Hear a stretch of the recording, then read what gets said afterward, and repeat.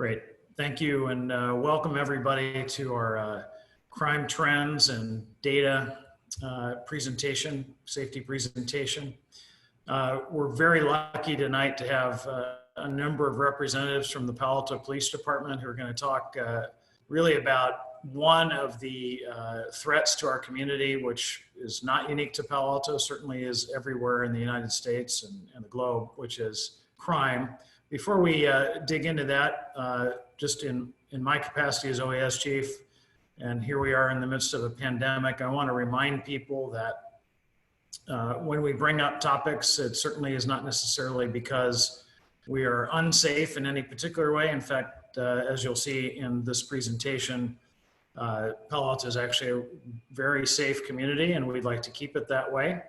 But we also want to make sure that we're aware of all hazards in our community. So you'll see some web links towards the end that I'd like everybody to avail themselves of. We have earthquakes, we have floods, we have fires, and all that to also consider. But this presentation is really very focused on a number of crimes that have been a part of our community and many others. So without further ado, I'm going to hand it over to Assistant Police Chief Andrew Binder. Go ahead.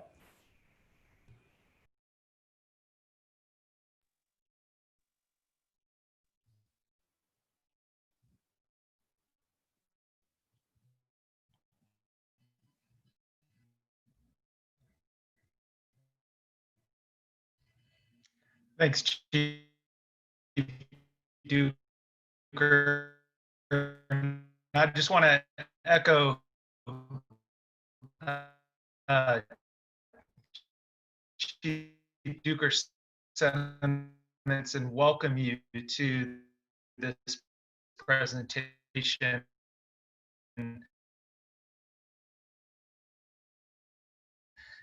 from the police department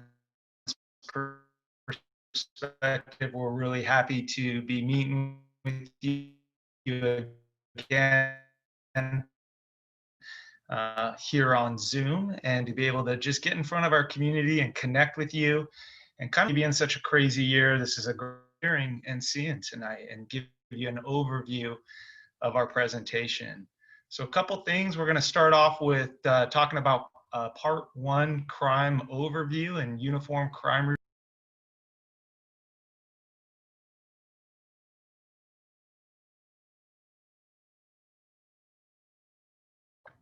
Can you guys hear me? Yeah, Chief, your audio is a little bit broken right now. Someone give me a thumbs up if they can hear me. Yeah, I think I'm back. Okay, let's see if that's better, Chief About Binder. now, Ken. Again.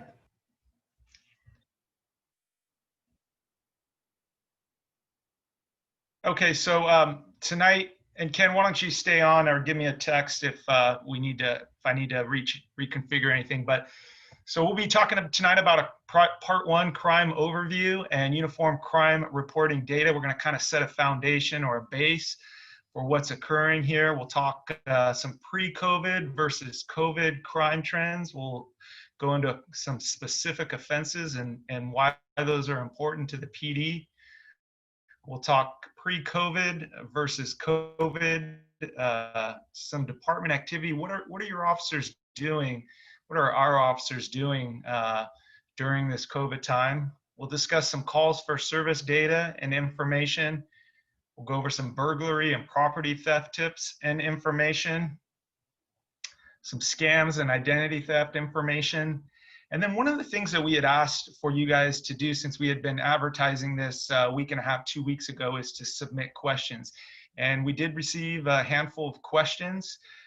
Those questions have been disseminated out through the various presenters that you're going to hear tonight. And our goal is to be able to answer all those questions, and if not, lead you to the right place to find those answers if we don't answer in its entirety. But there is a lot of information, and we're going to work through it tonight. One last thing before we go to the next slide is this presentation is being recorded. A neighbor or someone that couldn't make it tonight, it will be recorded by tomorrow. Next slide, please.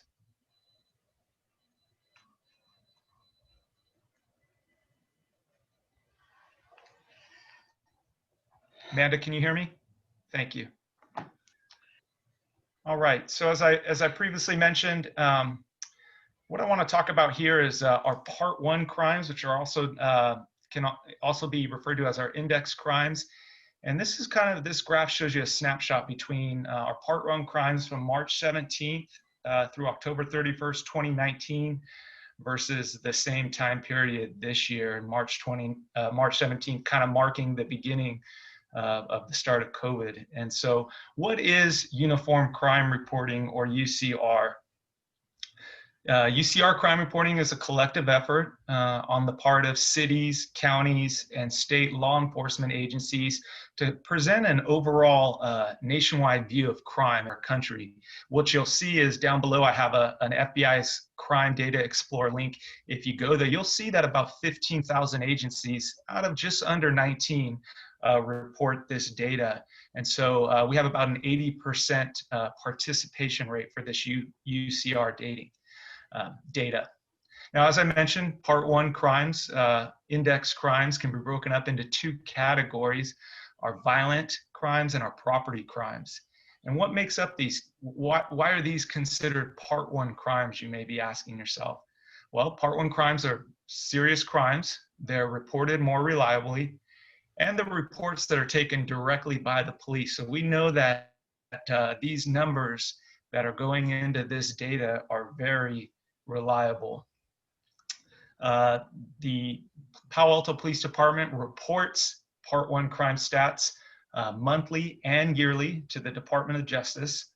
And as I just mentioned, the FBI's Crime Data Explorer webpage is a really cool page that you can go to, and it'll give you information on not only national crime statistics and law enforcement data, but you can also start to play around with that, and you can get specific Part 1 crime and other crime data about Palo Alto, about our other neighboring cities, regionally.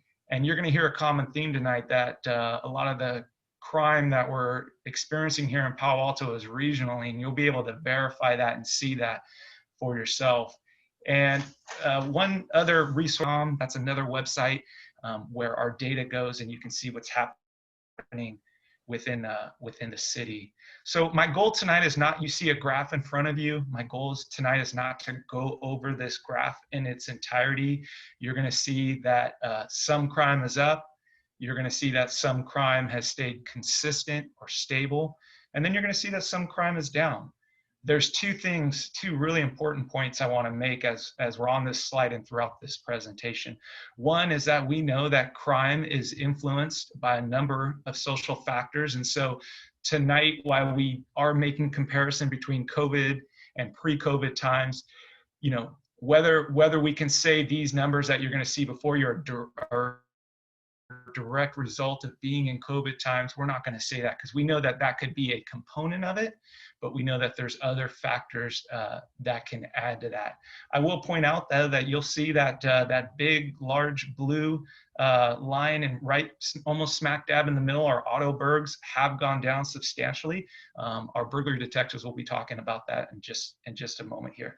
And then the second point that I want to leave you with, and this is really the key to tonight's presentation, by looking at this graph and through this presentation, you're going to find, and I echo Chief Dueker's previous statement, Palo Alto is a very safe community, and it's safe for our community members, it's safe for our businesses, it's safe for those who want to come and enjoy all that Palo Alto has to offer.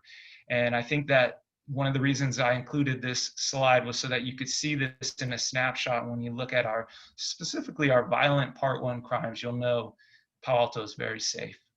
Next slide, please.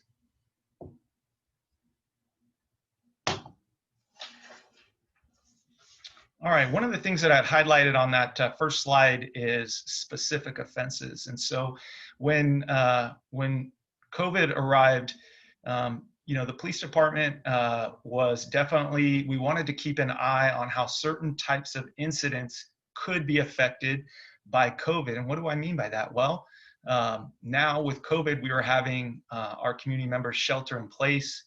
We were having a lot more remote work. We were having remote school. And we had this situation now where family members were spending a lot of time indoors together. And it was really important for the police department to make sure that we understood this phenomenon, that we were prepared for anything that might happen because of this phenomenon. And so what we did is we put some domestic and family violence procedures practices into place during COVID.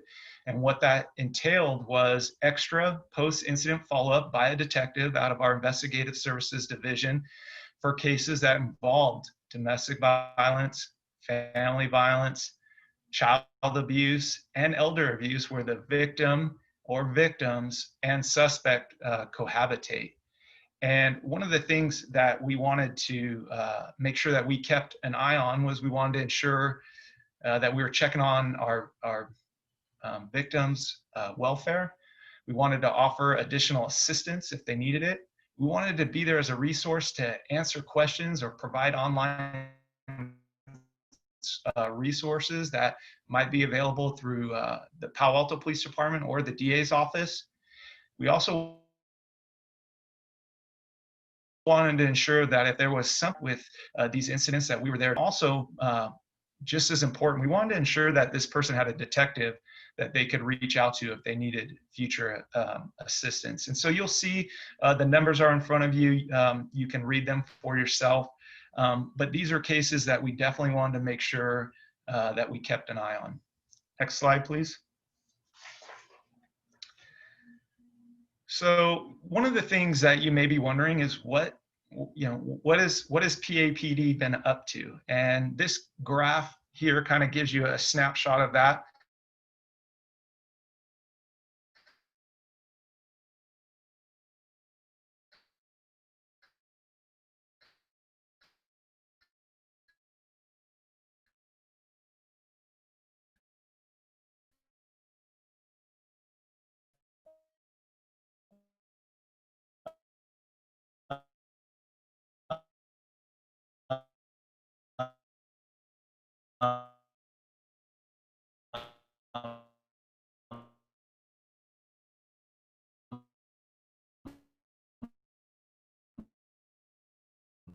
Consistent with our, you'll note that every than 20 than whatever's, but numbers are lower or down doesn't necessarily mean. Are you hearing me okay? We can now. Go ahead. Hear me okay? We can Okay, now. I got my video off. Perfect. Let me just start over with this. This graph essentially shows what our officers are up to. And the blue represents 2019, the orange is 2020. And just because you see lower numbers or totals doesn't mean necessarily that the officers are doing less. What it shows is that we've changed our service delivery model. Next slide, please.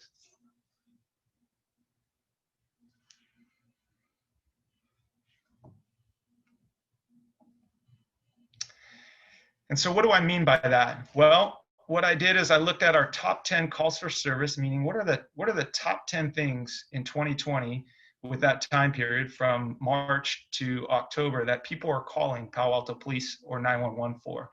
And so that's what this graph shows you. So your bars in orange show our top 10 calls for service. And what you'll see here is that we have changed a bit our service model delivery to cope with what's going on with COVID. And what specifically should be jumping out is our directed patrol and our patrol checks have increased. Why is that? Well, when COVID hit, one of the things that our businesses and our communities, our places of worship, reached out to us, and they wanted to ensure that officers were present and visible because, regardless of pandemic or whatever's going on, our police department offers 24/7 services. And so one of the things we did is we ensured that our officers were out there in the neighborhoods, in the businesses, at our places of worship, showing a high visible presence. And so you'll see that those numbers are up. Also, if you look to your far right, you'll see that health order went from 0 in 2019 to over 900 in 2020. We actually had to create a health order call for service tag in our computer aided dispatch system, because this is the first time we've been dealing with something like this. And so this is where your officers are spending their time. We'll also have greater collaboration with our other city departments, such as Public Works, Planning, OES, Fire, City Manager's Office. We're working a lot more direct, comprehensive, collaborative approach to dealing with the issues that face us. You may be asking, how has COVID affected other property crimes? At this point, I'm going to turn it over to our burglary detectives to take it from here. Thanks. All right, thank you, Chief Bender. My name is Detective Josh Waldorf. We're going to do this without video because it looks like our audio is working better without us on the screen, so I do apologize for that. And I will have your attention real quick. We're not going to be taking questions, just a reminder, so anybody that might be raising their hands, you can skip that. Any participant that is raising hand will try to answer the questions that were already in our queue and go from there. Again, my name is Detective Josh Waldorf. I've been with Palo Alto 9 years. I just recently, this year, got assigned to a burglary/property crimes detective, and my partner, I'll let her introduce herself. Good evening, welcome. I'm Detective Cecilia Melgar, and I've been with the Palo Alto Police Department for 6 years, assigned 3 years to the crime scene investigation team, and I am also a burglary detective. Next. So we're gonna just touch on some trends that are happening in terms of the world of property crime, some statistics for you, and a lot of tips and resources and crime reporting and just awareness overall that we're asking that we always get from our wonderful citizens here in Palo Alto. So next slide, please. So this is just a snippet from the graph that you already saw from Chief Bender. And this is just to show the crimes relation from last year to this year. As you can see, there's some that have gone up and some that have gone down. And we'll go ahead and get into those in depth right now. Next slide, please. So auto burglaries, what that means is someone forced entry into your vehicle. It might be a window smash, might be breaking the lock off, manipulating the trunk, the door in some way, shape, or form. Anything that you didn't just leave it unlocked or open, and they had to force that entry in there. And as you can see, you know, this a steep increase a year ago, but this is definitely not a specific to Palo Alto problem. And so 2 years ago, our numbers almost jumped nearly 100%. So again, this is not specific to Palo Alto, but it is there's a market increase throughout the region. Next slide, please. However, this year, there has been a decline in those auto burglaries, whether they completed or not completed. But you know, as an agency, we're constantly evaluating any crime, especially right now during the shelter-in-place compared to other years.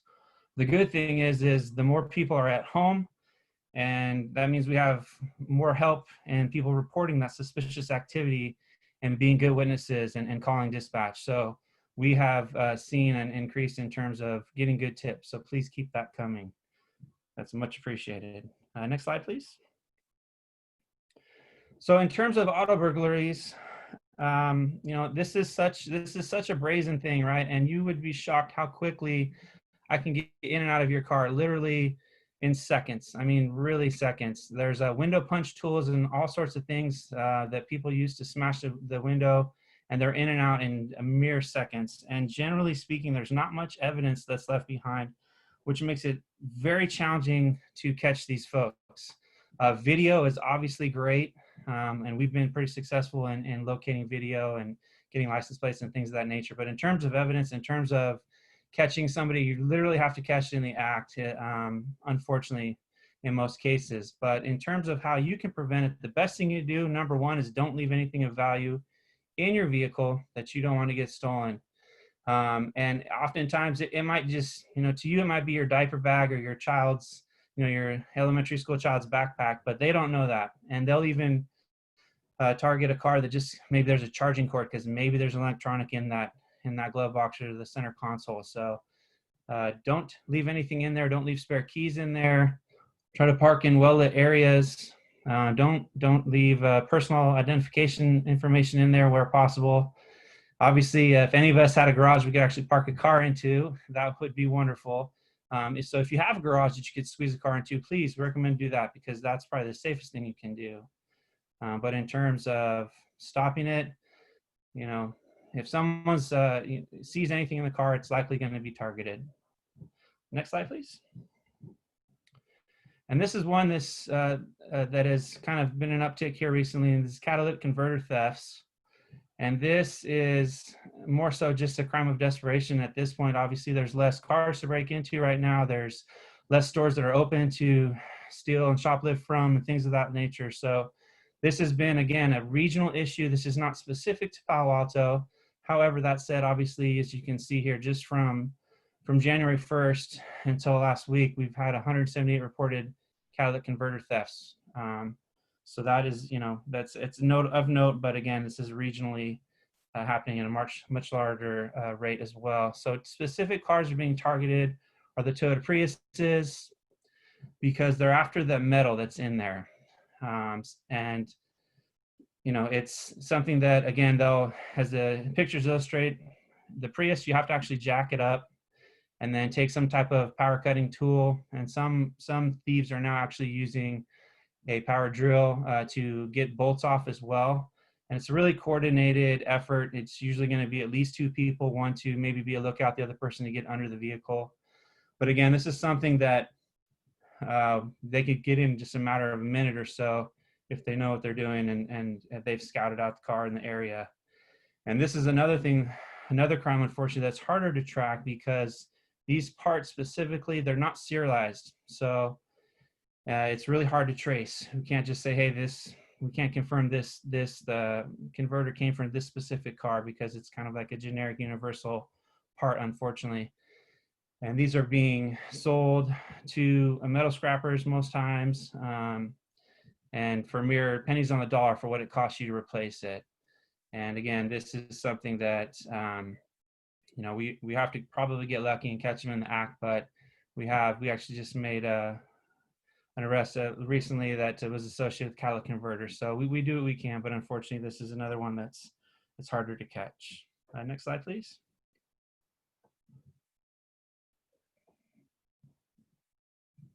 So this is just in the last month or so, this is just kind of give you an idea of overlap of the city where these thefts have occurred. So from the October 1st to the 6th of November, you can kind of see we had 27 of them, and you can kind of see it's kind of spread out all over town. So it's not one targeted area. It's kind of just wherever that car happens to be. And again, it's usually the Prius, but there are other cars that are targeted. So this is, doesn't look good on paper, but again, this is a regional thing as well. So in terms of how many are occurring otherwise, again, Palo Alto is still on the lower end in terms of numbers of these thefts that are happening. Next slide, please. Bike thefts. This has always been an issue in Palo Alto, only because there's so many bikes. It's a bike-friendly town, as you all know, and we have a lot of people that bike to work, that maybe don't even live here, that come in here, the train, the bus, all these things. The main thoroughfare that Palo Alto is, there's a lot of bikes. And so these numbers aren't any higher than any other time, but unfortunately, again, this is kind of a crime of opportunity, a crime of necessity. Again, being resold for pennies on the dollar, usually within 24 to 48 hours. It'll then be reposted on sales on sites like OfferUp and Let Go, and some on Craigslist are kind of probably the most common ones right now. But whether it's bolt cutters or like a smaller reciprocating saw, handheld tool, and as you can see, sometimes they'll just take the frame or the tire or vice versa, whatever's not locked up. Just a crime of opportunity. And again, this is another thing, unfortunately, that's harder to catch because it's a matter of seconds. It doesn't take long, but we do highly encourage everybody to know your serial number. Unfortunately, the department no longer, we used to do bike permit. We used to do bike permits, and we retain all that information, and you get a bike license, and that record be kept with the city. Unfortunately, we don't do that. But one site that we're encouraging folks to use is Bike Index. It's right there, bikeindex.org. You can post pictures of your bike, and when it's stolen, it's just like the bike community is very large, as we all know, and so that's a good tool. We recommend people use that. And then if you do have your bike stolen, you can also monitor these sites. And if you see it, we recommend that you contact us and let us try to track it down rather than go, because you don't want to force a confrontation if you don't have to. But again, the Bike Index is a good site, a good resource. If nothing else, at least take a picture with your phone to retain that information. Next slide, please. And then residential burglaries. So yeah, on paper, this has increased. However, of note, some of these include thefts from like bikes from a garage. For instance, your garage is attached to your house, so technically it's a residential burglary. However, entry wasn't made into the living space of the house, so it's a little bit skewed. It is an accurate number though. But historically, residential burglaries are occurring during the day when homes are unoccupied and or overnight when they're unoccupied. Generally speaking, the folks that are breaking into homes don't want to force that confrontation with the residents. So with more people being home, we haven't seen an increase or decrease per se in this, just maybe more so on the bike side of things. And that's just the way it gets classified. But to go along with this chart, as well as that map that we showed you earlier with the catalytic converter, we use this data, we, the department, both patrol and investigation side of things, to identify the hot spots and the crime trends in town. We have a great crime analyst for our department. She does a wonderful job getting us this information on a weekly basis. So we can use that information to direct patrol officers to be in those areas when these things are happening 24/7, right? And from my investigation side of things, sometimes we conduct covert or undercover or unmarked surveillance and roam neighborhoods, depending on what's happening in the area. And we can always use our citizens' help by you guys calling our dispatch and reporting that suspicious activity, which Detective Melgar will get into here shortly. And that can also help us increase our presence in those affected areas. I will also say that our patrol does a great job and continually is apprehending and arresting suspects on a near daily basis who are committing these property crime in our town. And any in-depth investigation work that we do on the back end, we will link them up, and more often than not, they may be responsible for multiple crimes. And if you guys follow us at all, you know that we arrested, our patrol had a great arrest and arrested a residential burglar, and since that time we haven't had any more. So when it's happening, we do the best we can to address it and be a presence, and that's what we really ask your help in, is calling out to us, calling the dispatch, and letting us know when you see something out of the ordinary. And with that, I'll turn it over here to Detective Melgar. Thank you, Detective Waldorf. Next slide, please.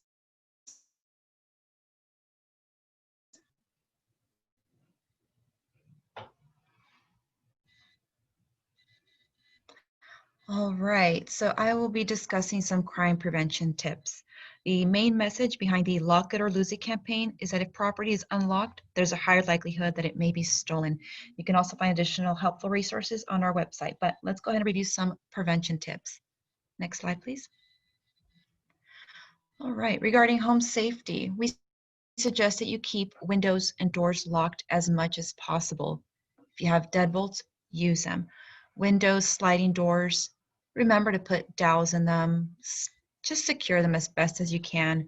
Be cognizant of keys. If you move into a new place, rekeying. When you move in, if you lose your keys, misplace them. It's not a bad idea to have your place rekeyed.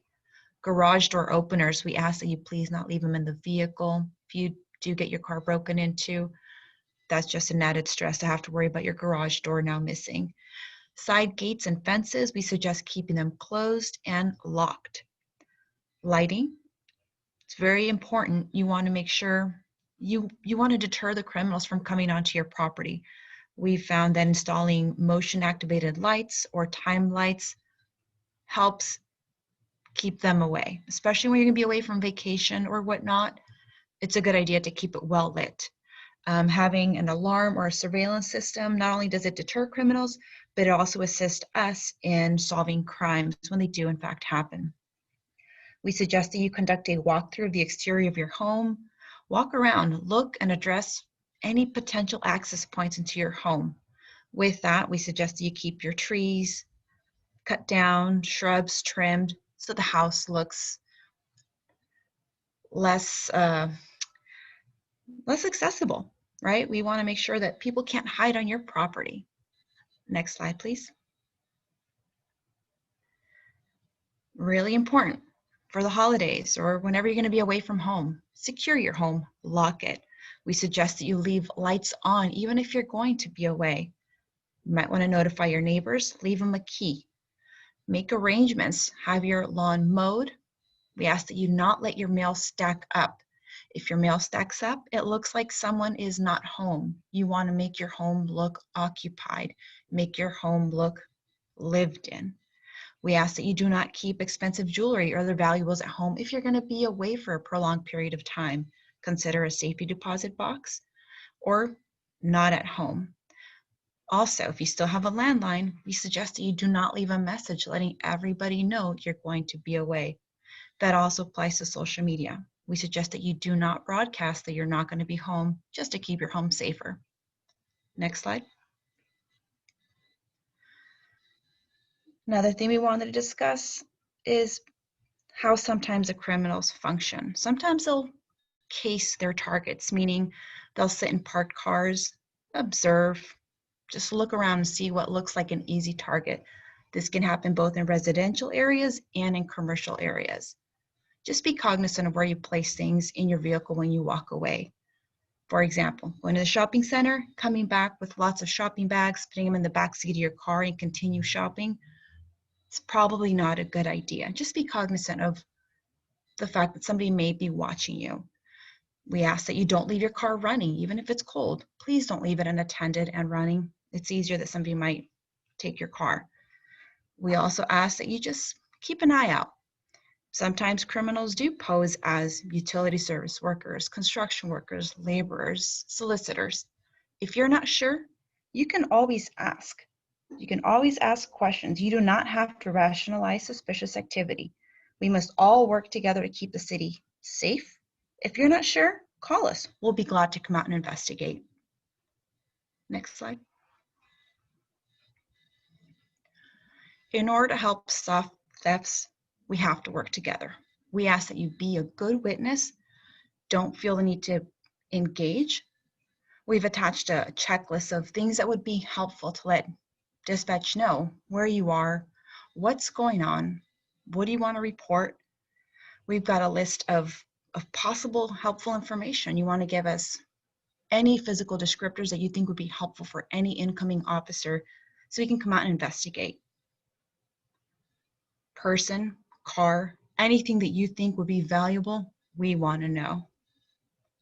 Next slide. What else can you do? Get to know your neighbors. It's very important. If they know who you are, you know who they are, you guys can look out for each other. We're a very safe city, but it could be safer if everybody stays in touch and knows what is happening. And with that, I gave you the mic. Correction, one more slide. If you do want to report anything, if it's an emergency, 911. Don't hesitate, call us. If it's a non-emergency, you want to call our non-emergency dispatch number. We also suggest that you program this into your cell phone. It's not a bad idea to have it if you ever need it. Again, we ask that you be a good witness. Do not engage. Ultimately, we want you to be safe. We'll come out and deal with anything that we need to. Please do not engage. Remember to give dispatchers as much information as you can with any suspect information or vehicle information. Thank you.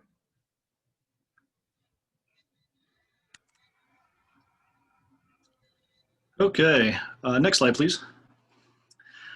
So my name is Michael Kahn. I'm a detective here with Palo Alto Police Department. I'm currently assigned to our financial crimes unit. Don't have video going, but here's a picture of me so you can put a face to the voice. And in the background there is our mobile emergency operations center. So if you've seen us out at show and tell, chances are you've seen me in real life, and most likely OES Chief Dueker. I've been here about 18 years, and like I said, I'm now doing financial crime. So I'm here to talk to you about scams and a little bit about ID theft. Next slide, please. So scams and ID theft are a very broad and large topic.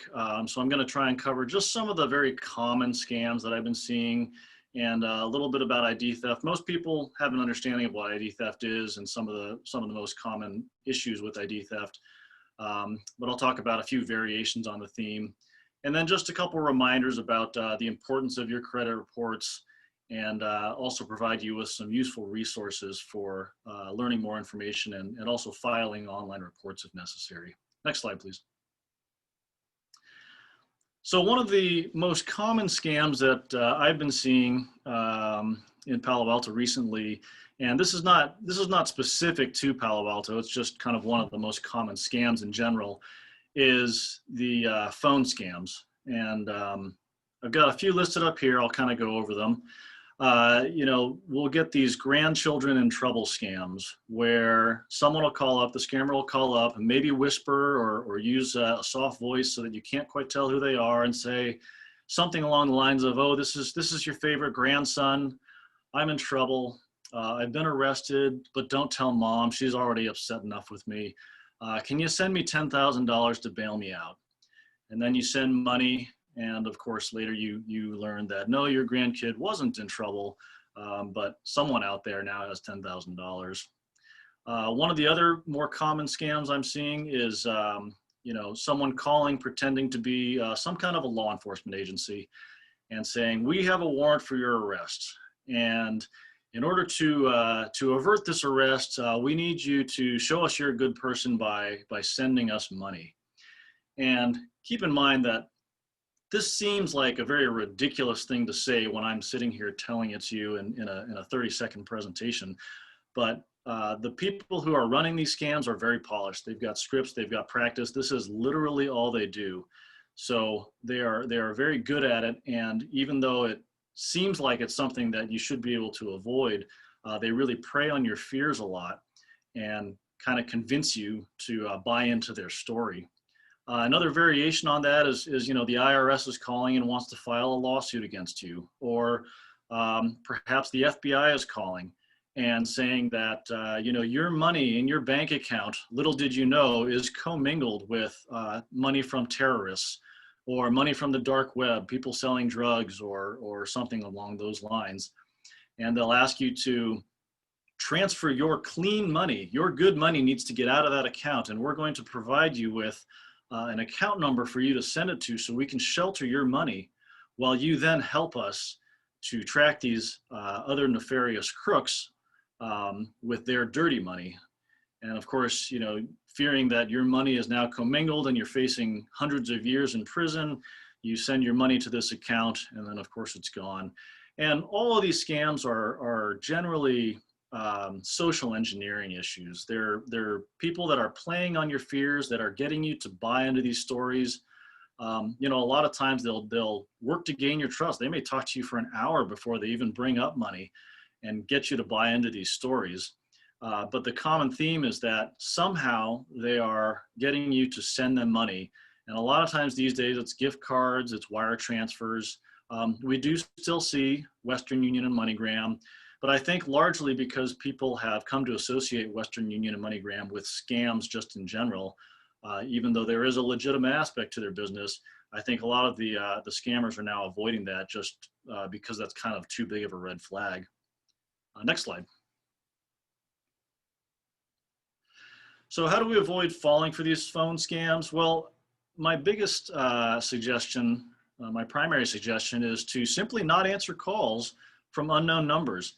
All of our phones now these days have caller ID. So if you see a phone number that you don't recognize or is not in your phone book, simply don't answer it. If it's important, they'll leave a message. If it's a scam and it sounds important, right, they might leave a message saying something along the lines of, "This is Agent Smith from the San Francisco division of the FBI. We have a warrant for your arrest. You need to call me right away. And please call me at X number." Well, don't call the number that they leave for you. go online, do a search, find the legitimate number. In this case, let's say for the San Francisco division of the FBI, call their switchboard and say, I got a message from Agent Smith. Can you please put me through to him? My name is so-and-so. I understand that there's a warrant or whatever it is that they've said. And the switchboard at the FBI will either put you through to Agent Smith, in which case you can have a legitimate informed discussion, or they're going to say, well, we don't have that agent, or you're going to get someone who happens to be Agent Smith and they're going to be like, don't know what you're talking about.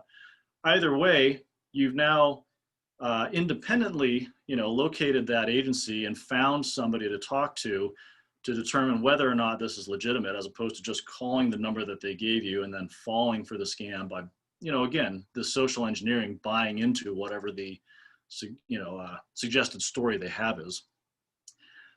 Just kind of a random thing, but if it's one of those grandkid scams, right? They're never, well, it's not that they're never, but a lot of times they won't necessarily give you a name.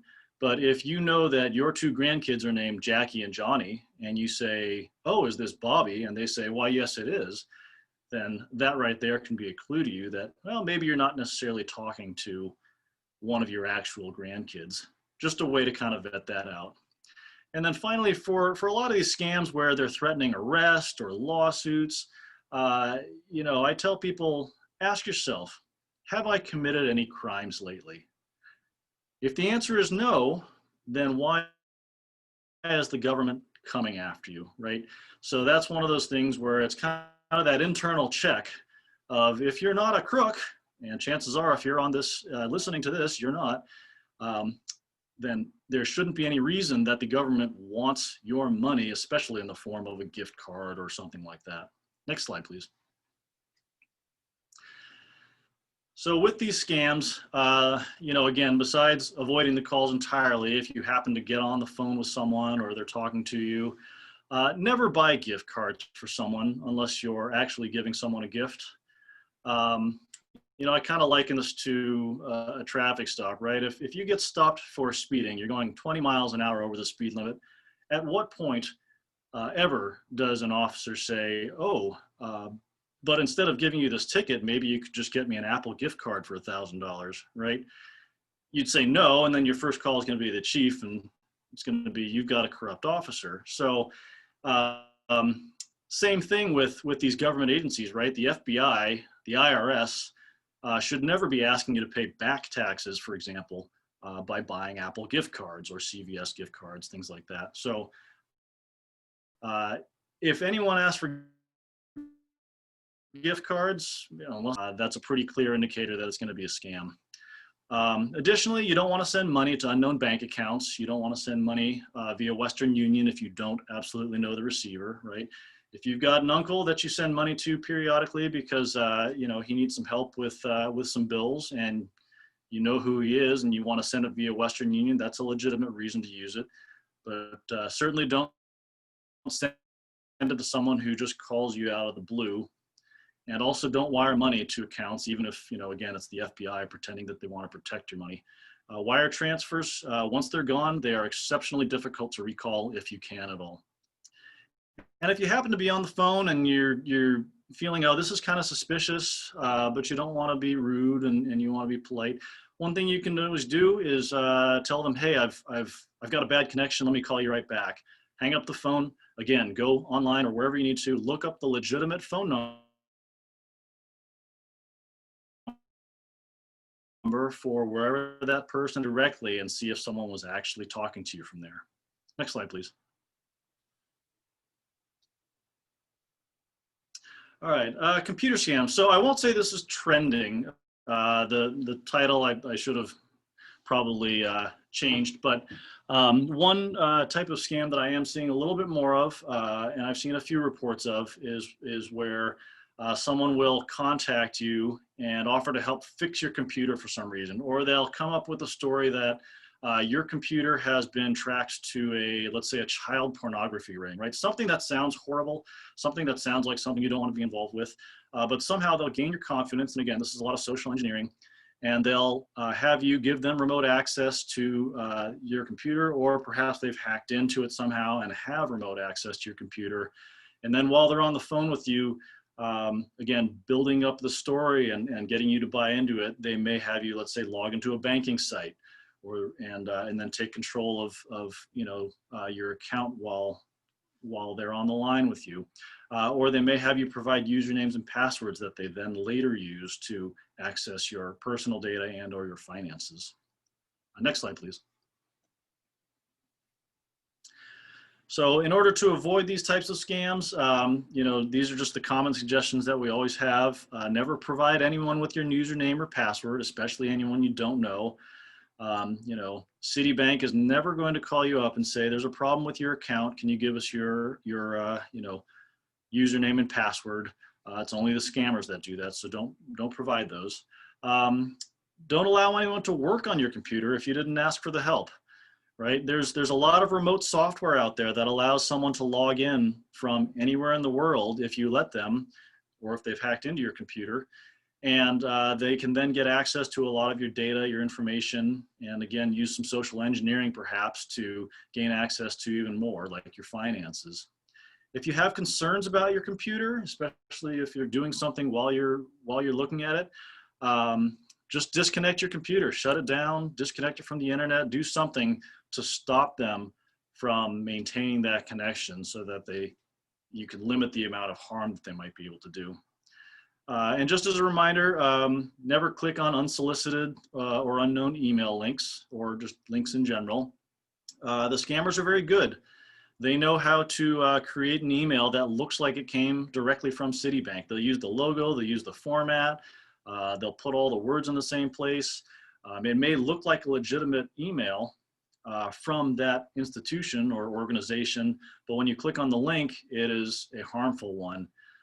The best recommendation I have for that is if you see something coming in, again, let's just say from Citibank, could be anywhere, and you have an account there and you're like, oh, maybe there is a problem, independently log in through their primary public web page, right?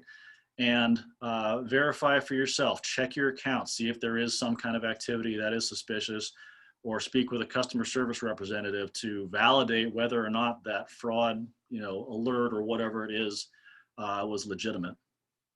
Next slide, please. So this is an issue that comes up once in a while. It's not a big trend right now. I mean, a lot of times these ransomware folks are going after fairly large organizations. They're going after cities, hospitals, major companies. Occasionally they will go after just kind of a regular individual, and it's good to be aware of what's happening. Basically what happens is these folks are able to somehow get into your computer. They're able to encrypt everything. And then in order to get the decryption key, the code that you need to make all of your files accessible again, oftentimes they require you to pay them, usually in some kind of a cryptocurrency. You can pay them, and oftentimes they'll give you your access to your data back.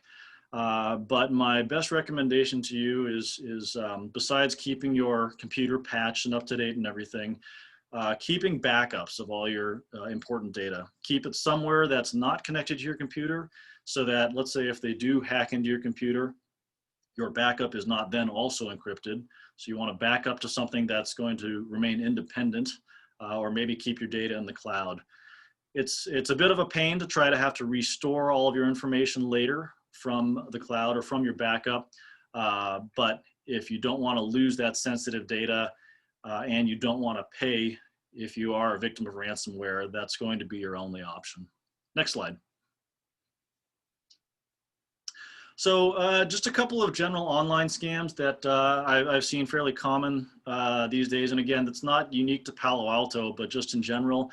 There's a lot of work from home scams. One of the most common ones is to do, accounts receivable or some kind of accounting work from home. And basically what the scam entails is the scammer says, well, I need somebody of your capabilities to process payments for me. I run this business, and so I'm gonna have my buyers send you checks or money in some fashion that you need to deposit into your bank account. You get to keep 10% or whatever, kind of commission they come up with. And then I need you to withdraw the other 90% and send it to me via some method. Well, what happens is those checks or the money that you've then deposited into your account at some point is going to come back as fraudulent, right? The check will bounce or something, and you've then already sent, let's say 90% of that cash off to the scammer, and your bank is now going to hold you on the hook for that bounced check. There's not a lot we can do, especially since a lot of these scammers are in faraway lands, other destinations. Once you sent that money to them, there's no real way for us to get that money back to then, make that bad check good. This might not necessarily be, a problem if you're working a job and you've got stable employment, but there's a lot of people that have been affected, especially by COVID. There's a lot of people that have lost jobs or need additional income. And so this is definitely something to be aware of, because it sounds like very easy money when in reality, it's just one big scam. Next slide, please. Another scam that we've seen a lot of is this rental unit scam. And as we all know, living in the Bay Area, living in Palo Alto, it's very expensive. Rents can be exorbitant. So what the scammers are doing is they are listing units for rent at fairly attractive prices, right? They're not going to be so low that it screams scam, but it'll be low enough that people will be very interested. And they'll use very professional looking postings. And a lot of times they're getting these images, right, from other websites like Redfin or some of these other realtor sites, where they can make a great looking Craigslist ad at a very attractive price that looks very professional for this fantastic unit. And then when these prospective renters call, the scammer then gives them some kind of a story about, I'm a traveling nurse, I'm away for business.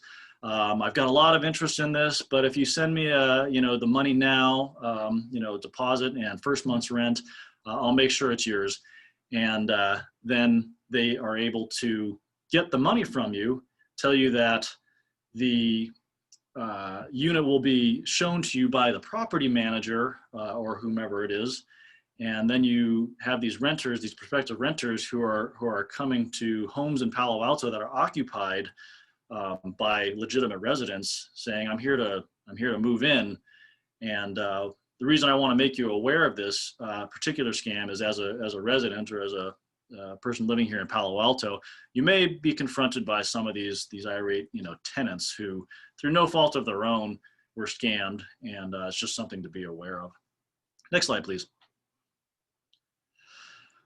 So identity theft, most people are pretty aware of the issues with identity theft and major data breaches and things of that nature. But one thing that I do want to bring up that I think is becoming more common that people are less aware of is that these crooks are stealing mail. And when they're stealing mail, they're able to intercept checks. Let's say you've written a check to your utilities company and you put it in the mail. They can then intercept that check, wash it, add their name to it, do something like that. Or they're intercepting, your bank statements, anything that's any financial account information. And then they're using that information then to fraudulently access your accounts, or they might be able to get additional information about you online to then have enough information combined to commit more traditional identity theft by, let's say, opening up new lines of credit. So the mail is becoming kind of a weak link, at least from what I've seen recently. And again, it's not just Palo Alto. This is definitely a regional issue. Next slide, please. The theft of the mail is not just happening at your mailbox, right? We think of people maybe walking down the street, picking mail out of the mailboxes. That does occur, but they are also just grabbing mail in bulk. They may distract a mailman and just grab an entire tray of mail out of a truck, or maybe they've got a key to one of these, blue mailboxes, and they're able to get the mail there. So my recommendation at this point for preventing your identity or sensitive information from being stolen in the mail is to switch to online statements as much as possible. make your payments online as much as possible, maybe set up auto pay, and also use banking apps. Use some of these common banking apps on the smartphones to keep track of your accounts and set up notifications so you know when charges are being made. Next slide, please. General tips for identity thefts, avoid using the same password where necessary. Use a password manager. This is a pretty common tip out there. But something I've seen in the past is, for let's say Yahoo, you'll say my login password for Yahoo is my password Yahoo. And then my login password for Gmail is my password Gmail. Well, if you do that enough, then the crooks, they can tend to figure that out, and maybe they'll just try and log into, let's say, Bank of America, and they'll use my password Bank of America, and they might get lucky. So try not to use similar passwords and try to use completely different ones. And again, this is where a password manager could be useful. Using two-factor authentication where it's available is also a great plan. Oftentimes, these institutions will send verification messages to your phone so that you have to punch that code in before they'll allow you access. So merely knowing your password and username is not enough. And then most importantly, I recommend this to everybody, no matter what, keep an eye on your credit report. Next slide, please. Credit reports, they're easy to review on your own. You can review them free annually from annualcreditreport.com. Most major banks now, through their smartphone apps or even their online portals, even offer FICO scores for free. And being able to check your FICO score daily even is fantastic, because then you'll notice significant drops, which could be an indicator of fraud and a way to alert you to an issue to be able to handle it prior to it becoming a bigger problem. You want to catch it as soon as possible. Next slide, please. Just a reminder, the three major credit bureaus are Experian, Equifax, and TransUnion. They do share data, but if you have an issue, you will need to contact all three of them individually. It's just the way it is. So if you find a fraudulent account on one of your reports, you're going to want to report that to all three. They don't necessarily share that information between themselves. Next slide, please. For these credit reporting agencies, if you have, let's say, become aware that your information was compromised in one of these big data breaches, you can ask for a basic fraud alert. Those are good for a year, but you have to renew them every year. If your identity has been verifiably compromised, you've come to the police department, you've got a case number, you can ask for an extended fraud alert, and those are good for 7 years, provide much better protection. Next slide, please. And here's a couple of other quick resources just for you to be able to learn a little bit more. FTC.gov has a fantastic set of information about scams. You can look them up by topic. They cover far more information than I'm able to do in this short period of time here, but they've got a lot of tips and advice for consumers. They also allow you to report scams online. And IC3.gov is another site. This one's run by the FBI. They use it as a clearinghouse for a lot of internet-related scams that you can make reports on and also get some additional information through. Next slide, please. And finally, here's my email address. Again, this is such a broad topic that I'm not going to be able to cover everything here in the short time that I had. But if you'd like to send me an email, I'm happy to answer specific questions as they're appropriate. Just keep in mind that in my duties here, I've got a lot of casework, so it may take me a little bit of time to get back to you. And please don't use my email to report crimes. I'm going to have to refer you to our regular communication center for that. Obviously, I can't take every fraud report out there. That's all I have. Thank you for your time. Great. Thank you, Detective Khan. And we'll let everybody turn their video on. I'm just going to give a quick wrap up here. First, I want to thank the large number of people who have dialed into this this video conference live tonight, and thanks in advance to those of you who are going to watch the recording later. Just while we've got this on the screen, I want to make sure, because as Detective Khan just talked about, we have so much information To squeeze all this into a 1-hour presentation is impressive, but there's a lot more to learn. So I refer you to the 2 web pages that you see below. The Palo Alto Police Department website is given on the lower left screen, and then the OES link for our Emergency Services Volunteer Program. In particular, I want to just call that out because, as I said at the very beginning, for those of you who want to do more with this and you want to become actively involved as an emergency services volunteer, that is our crime prevention program, also through the Block Preparedness Coordinator program. So as Detective Melgar talked about, one of her slides in particular, getting involved in your community is a tangible and provable way to reduce community risk and deter crime. So with that, I'm going to close out the meeting for everybody here and wish you all a safe day. Thank you, everybody.